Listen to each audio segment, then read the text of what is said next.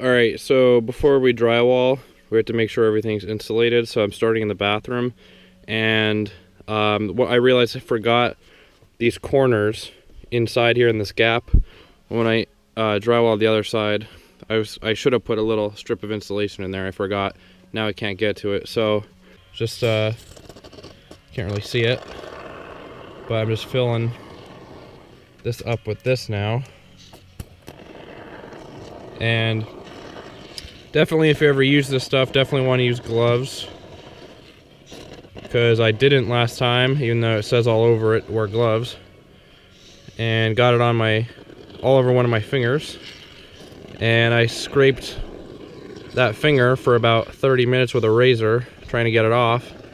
Wouldn't come off. Still on my finger now. It's 2 days later. It's mostly off, but there's still a bunch on there, so this stuff is strong. But I'm just filling in that void.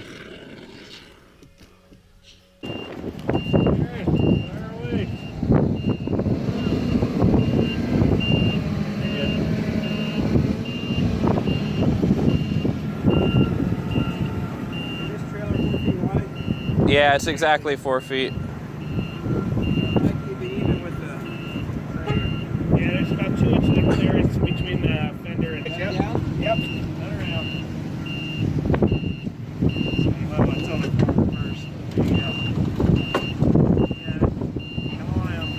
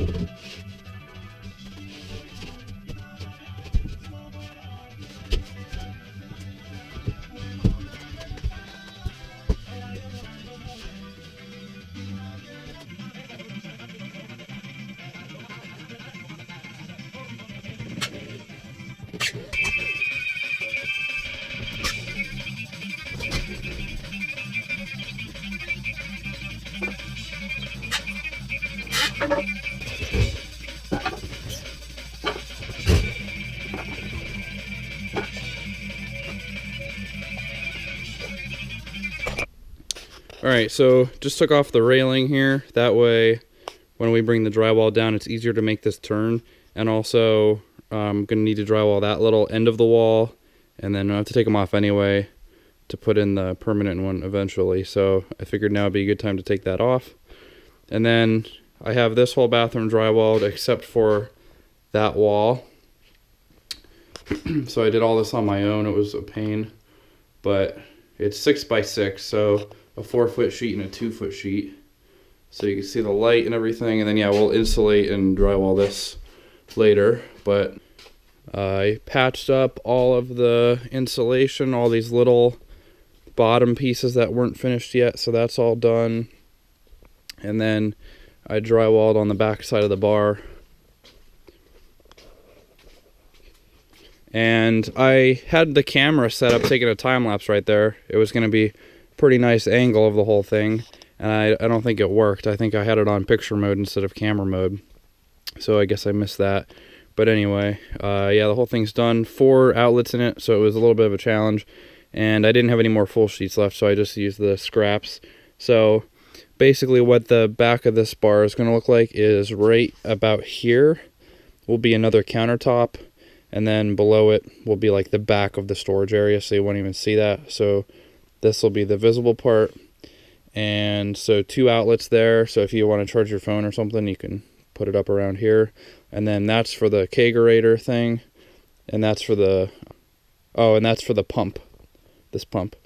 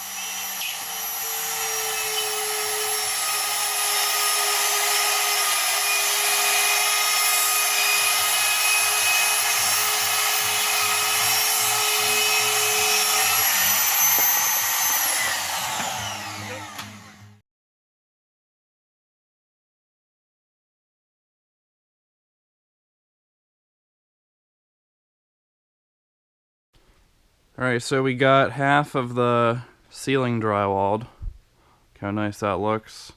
And I got part of this column done. The switch.